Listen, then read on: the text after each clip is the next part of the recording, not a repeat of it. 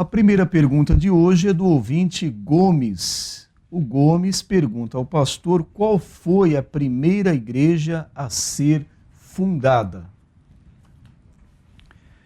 Nós queremos dizer ao Gomes que em Mateus, capítulo 16 e versículo 18, Jesus usou o verbo no futuro ao dizer: pois também eu te digo que tu és Pedro, e sobre esta pedra edificarei a minha igreja. Edificarei fala de uma ocasião futura. E realmente, depois que Jesus ascendeu aos céus, os discípulos estavam reunidos no dia de Pentecostes, conforme Jesus havia ordenado, ficar em Jerusalém até que do alto sejais revestidos de poder. E com a manifestação do Espírito Santo, ajuntou-se muita gente em Jerusalém, naquela indagação: que quer dizer isto?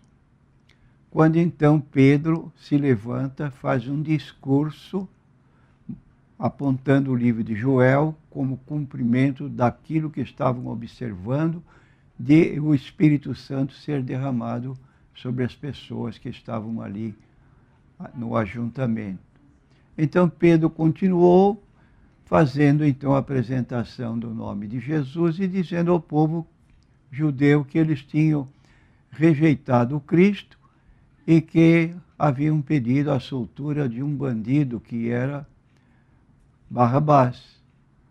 E o povo então se arrependeu daquela prática que haviam cometido e perguntaram: que faremos, varões e irmãos? E Pedro então deu a ordem para eles que se arrependessem, que cada um fosse batizado em nome do Senhor Jesus Cristo. E aí desse então ensejo à abertura da igreja. Porque a palavra igreja tem um sentido primário de reunião daqueles que saíram para fora. Essa expressão saíram para fora é um pleonasmo, é uma repetição desnecessária. Mas em duplo aspecto, a pessoa, quando se reúne, ela é uma pessoa que saiu para fora. Primeiro, quando se converteu a Cristo, ela saiu do mundo para servir a Deus. Segundo, quando ela se reúne para cultuar a Deus, ela está se unindo com o povo todo que também cultua a Deus.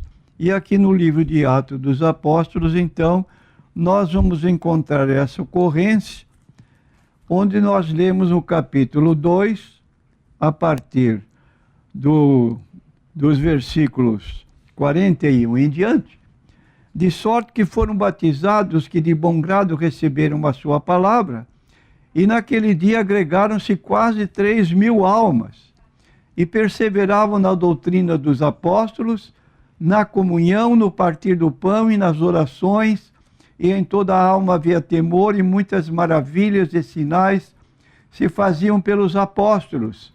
E todos os que criam estavam juntos e tinham tudo em comum. Então aqui se organizou a igreja fundada em Jerusalém, a primeira igreja fundada pelo próprio Jesus Cristo, quando deixou o seu povo para retornar ao Pai, e o apóstolo, na continuidade, deu margem a esse movimento que começou a ser conhecido como a Igreja de Cristo. Nós temos aqui as cartas do apóstolo Paulo. Em todas estas cartas que Paulo escreveu, ele sempre tinha cuidado de saudar aqueles irmãos que faziam parte, que moravam em determinada cidade, como membros da igreja.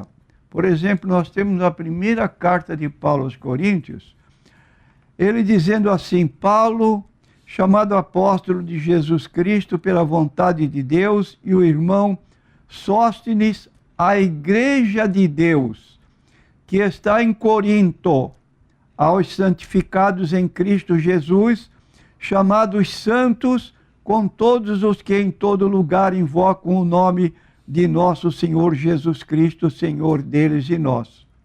Então, a igreja de Deus que está em Corinto. Cada cidade visitada por Paulo ele organizava um grupo de pessoas que davam o nome de igreja que está em determinada cidade.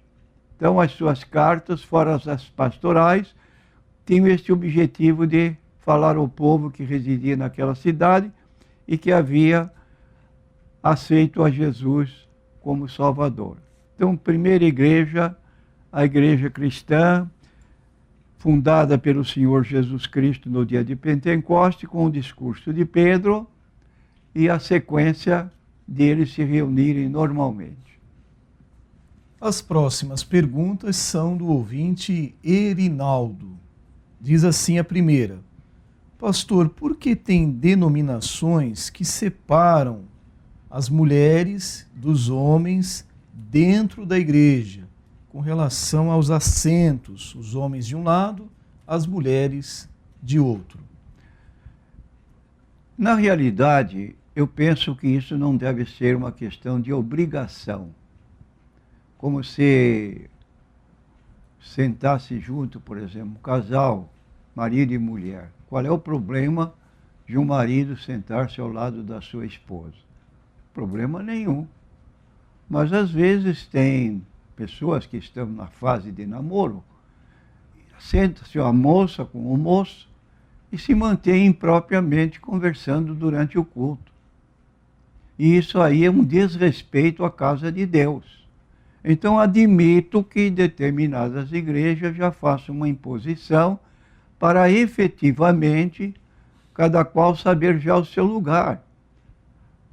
Os homens de um lado, as mulheres de outro, para evitar essa liberdade de conversas a baixo custo, quer dizer, de modo que ninguém que esteja ao lado ouça, mas está conversando, tirando a atenção da pessoa que está ouvindo, e a própria pessoa não está ouvindo o que está sendo pregado.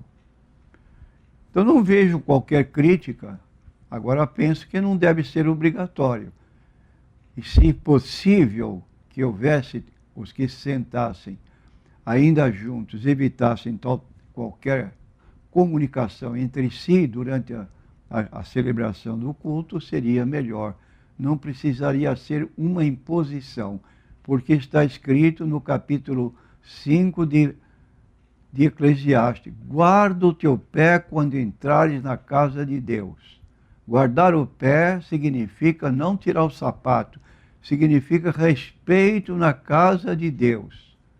Mormente, quando a palavra está sendo pregada, ninguém se levanta do seu lugar, ninguém cochicha.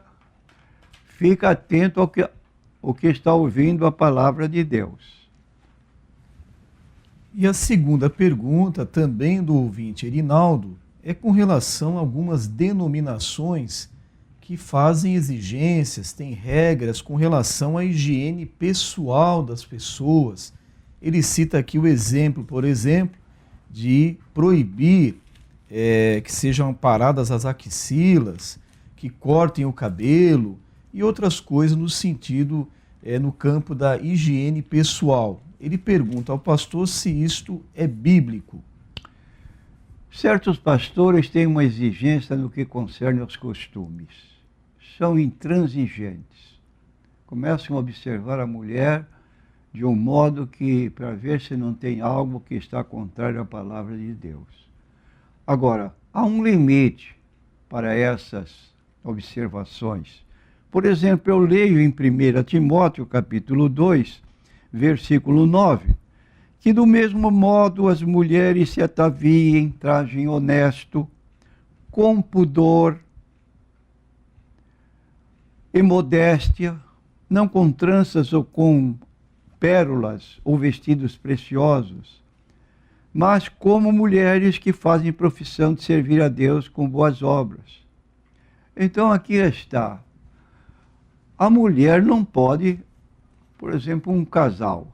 Mulher com 30 anos de idade, já casada, um marido vê aquela mulher que, como diz aqui, eu quase não posso admitir que isso seja realidade.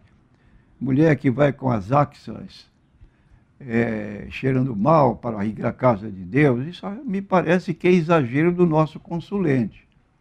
Mas, às vezes, há uma exigência tão grande da igreja que a mulher parece que já é uma pessoa idosa, embora não tenha idade. O que acontece com isso? A mulher deve se vestir bem, a minha esposa se veste bem, ela se traja bem, eu aprecio que ela se sente do meu lado, ou quando andamos juntos, ela esteja nessa posição. Não uma pessoa como relaxada, não cuida de si, não lava rosto, não põe um pó. Não, aí já é fanatismo de determinados pastores. Deve haver equilíbrio nesse particular. E quero prevenir, porque quando a igreja se torna muito exigente só para mulheres, não observa os homens como é que eles se portam. Quando a mulher se torna muito exigida da direção da igreja, está abrindo caminho para o adultério. Porque o marido vê em casa uma mulher desleixada, chega em casa toda desarrumada, parece uma empregada, desculpe a colocação de empregada, mas a empregada trabalha. E às vezes a esposa tem a oportunidade de ter uma empregada e estar bem em casa. Mas esse é um problema muito sério, porque aí dá margem para o campo de desfazimento do casamento ou adultério. Então, é muito pior o desfazimento de um casal por esse motivo. E vamos ser ponderados. O que Paulo está dizendo aqui em 1 Timóteo, capítulo 2, é apenas o médio, moderada, como diz o texto aqui, modesta, mas que se apresente bem em todas as reuniões que nós temos. A próxima pergunta é NQI Mulher. A ouvinte não quer se identificar, mas faz um breve relato de que não é membro atualmente de nenhuma igreja. Já esteve visitando, passou um período em uma igreja, um outro período em outra igreja, alega até que já esteve também aqui na Igreja Evangélica da Paz, assistindo os cultos, participando dos cultos por um período de tempo. Agora ela pergunta com relação ao dízimo. Ela deve dar o dízimo mesmo hoje, não sendo membro de nenhuma igreja? Ou ela deve primeiro ser membro da igreja para depois começar a dizimar? A condição dela deve ser primeiro regularizada com a igreja. Frequentar a igreja indefinidamente e não se liga a nenhuma, isso é errado. A pessoa deve ter uma igreja e ser membro, como diz o texto de Hebreus capítulo 10, versículo 25, não deixando a nossa congregação como é costume de alguns. Então fica numa igreja 1 ano e meio e depois sai e não dá a mínima satisfação, quer dizer, só ouvinte sem compromisso nenhum. É uma irresponsabilidade da própria pessoa. Deve procurar o pastor, orientar-se. O pastor, então, pode orientar como deve fazer para se unir-se como membro da igreja. Agora, o dízimo só deve ser dado depois de a pessoa se unir à igreja como membro, porque é uma obrigação dos membros da igreja dar o dízimo, e essa pessoa agora, na condição de membro da igreja, ela vai fazer a sua contribuição. Seguindo agora aqui o nosso roteiro, a próxima pergunta é NQI Homem. O ouvinte não quer se identificar, mas ele disse essa frase aqui: uma vez salvo, sempre salvo. Ele diz que não acredita nisso. E também aproveita para agradecer pelo programa e diz que é uma bênção. O que dizer, pastor? Uma vez salvo, sempre salvo? Para boa parte dos evangélicos, admite que o calvinismo é sinônimo de verdade absoluta e incontestável. Até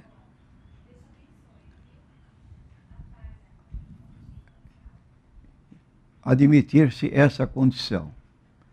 Mas Calvino, que é o fundador, João Calvino, como todos os homens, ele não foi uma pessoa infalível. E, embora essa doutrina tenha sido estabelecida, nós temos aqui, em 1 Pedro, capítulo 1, versículos 24 e 25, uma posição que diz assim: porque toda a carne é como a erva, toda a glória do homem como a flor da erva, secou-se a erva e caiu a sua flor, mas a palavra do Senhor permanece para sempre. E esta é a palavra que entre vós foi evangelizada. Então aí está a Bíblia Sagrada, que é a nossa bússola, e que nós cremos na sua inspiração, e ela permanece para sempre. E a teologia não é tão bíblico-cêntrica como se acredita. Alguns dos seus pensadores ou pensamentos, quanto às doutrinas da salvação, por exemplo, são incongruentes, ilógicos, irracionais, inadequados e, consequentemente, antibíblicos.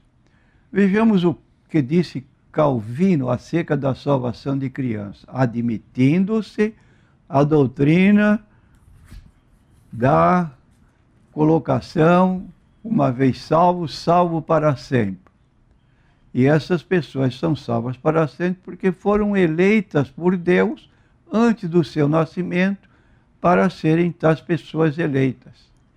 Então, os pequeninos que recebem o sinal da regeneração e da renovação, se passam deste mundo antes de chegarem à idade da razão, caso não tenham sido escolhidos pelo Senhor, são regenerados e renovados pelo seu Espírito como lhe apraz, segundo o seu poder, para nós oculto e incompreensível.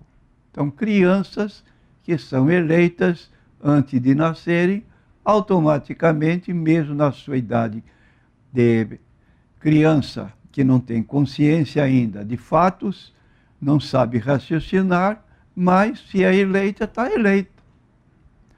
Isso está nas Institutas 206, item 3.11. Segundo essa teoria calvinista, um infante não eleito, contrário ao primeiro, que vier a morrer antes de chegar à idade da razão, será condenado por Deus. Em outras palavras, se uma criança, filha de pai não cristãos, por exemplo, morrer ao nascer, não sendo ela escolhida antes da fundação do mundo, irá para o inferno, mesmo sem ter tido sequer a oportunidade de saber por que nasceu. É o amoroso Deus injusto? Seria melhor ele impedir a concepção desse infante. Teria o soberano Senhor prazer em permitir que uma criança viesse ao mundo apenas para ser condenada eternamente? Como se vê, a teoria calvinista acerca da salvação das crianças resiste a uma análise bíblica. Primeiro, porque o Senhor é justo e julgará todos com justiça. É como está escrito no livro de Gênesis 18, 25, quando Abraão intercedia pelo povo de Sodoma e Gomorra, quando Deus disse que haveria de destruir a cidade, ele fez uma pergunta: Senhor, se houver 50 justos lá, vão ser todos condenados? Deus disse: não, se houver 50 justos, por amor aos 50 eu vou poupar a cidade. E Abraão foi diminuindo, e 40, e 30, e 20, e 10. Sempre Deus dizendo, por amor aos 10, também pouparei a cidade. Bom, não havia 10 pessoas justas na cidade de Sodoma e Gomorra. O que Deus fez? Tirou de lá o sobrinho de Abraão, Ló, com a família, e assim a cidade foi destruída porque não havia justo naquela cidade. De modo que Deus faz sempre justiça. E segundo, porque no juízo final os réus serão condenados de acordo com as suas obras. Agora pergunta-se, que obras más tem um recém-nascido? Terceiro, Quem não crer será condenado. Como um recém-nascido será condenado uma vez que morreu antes de alcançar a maturidade necessária para crer. Então, alguns admiradores fanáticos do calvinismo argumentam que se um recém-nascido não eleito vier a morrer, será condenado por causa do pecado original que passou a todos os homens. Outros afirmam que Deus, em sua presciência, condenará a tal criança por saber de antemão que ela não se salvaria na idade da razão. Entretanto, uma condenação justa, baseada no pecado original, só se justifica depois de o pecador tomar conhecimento de que nasceu em pecado. Como diz Salmo 51, versículo 5, Davi disse: em pecados me concebeu minha mãe. No caso de um infante não eleito que morre ao nascer, será ele condenado pelo pecado herdado de Adão, mesmo sem ter chegado à idade madura? O que diz a Bíblia? Em Mateus 19, 13 e 14, trouxeram então alguns meninos para que sobre eles pusesse as mãos e orasse, mas os discípulos repreendiam. Jesus, porém, disse: deixai os meninos e não os estorveis de vir a mim, porque dos tais é o reino dos céus. Então aqui está findado o caso. Criança que nasceu, ela, na sua infância, não usou da razão para escolher um caminho, aceitar ou rejeitar a Cristo, essa criança é salva mediante a obra salvífica redentora de Cristo em favor de toda a humanidade. Como diz 1 João, capítulo 2, versículo 2. Ele é a propiciação pelos nossos pecados, e não somente pelos nossos pecados, mas também pelos de todo o mundo.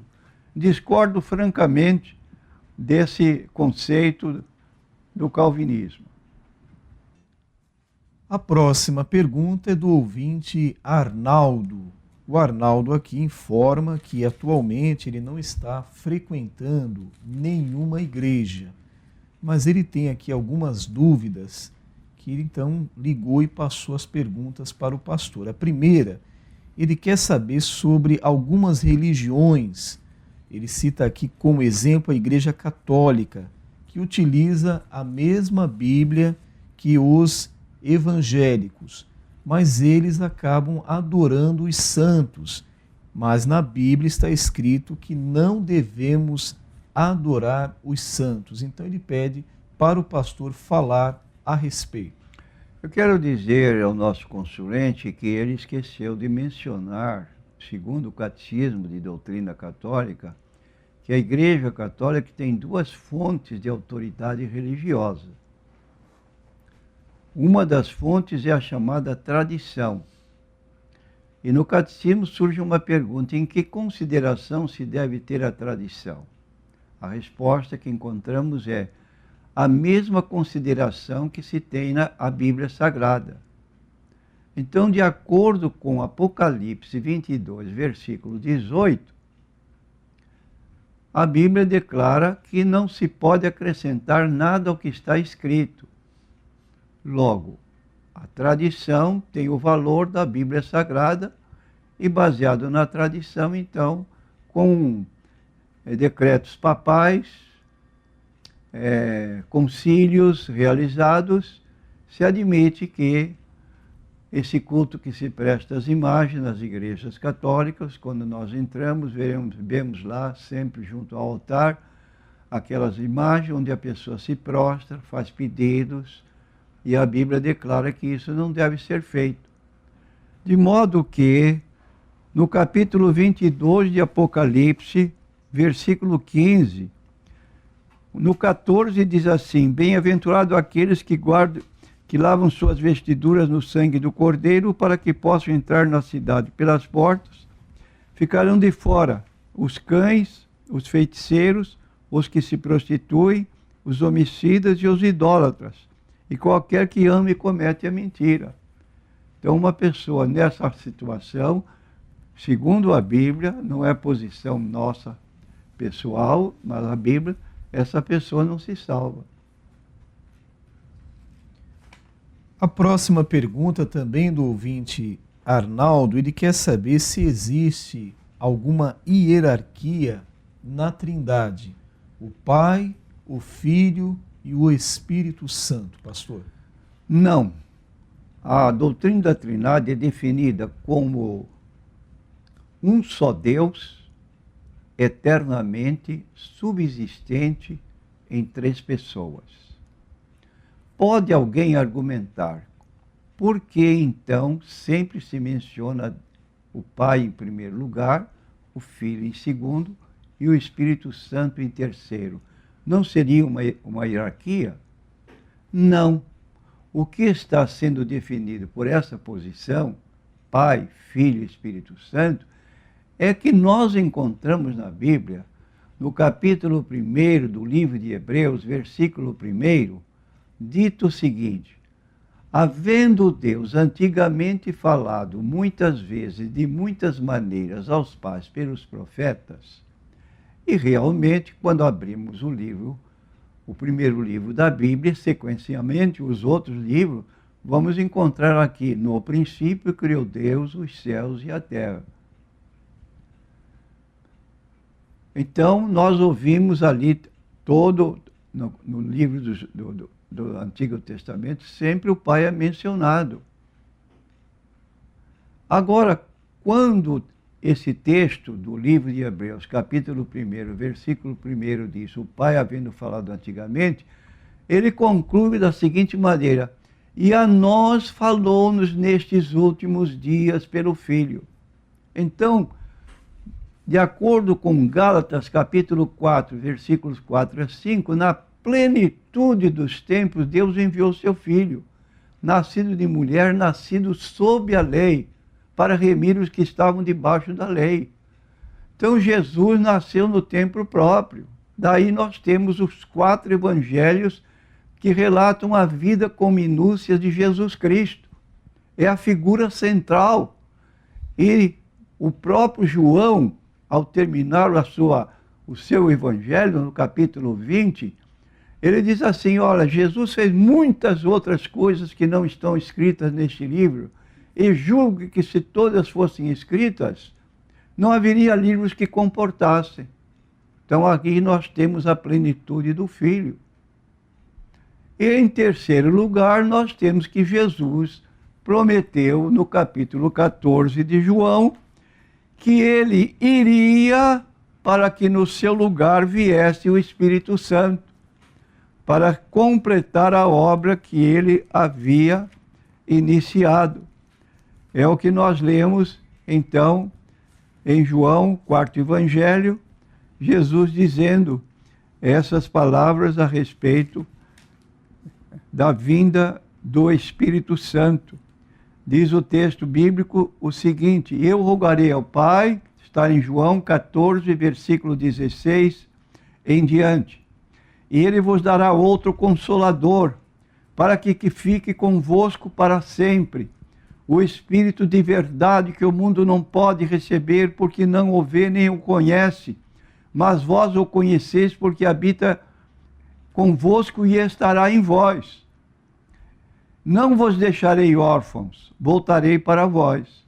Então aqui está Jesus fazendo a promessa da vinda do Espírito Santo para levar adiante a sua obra de redenção.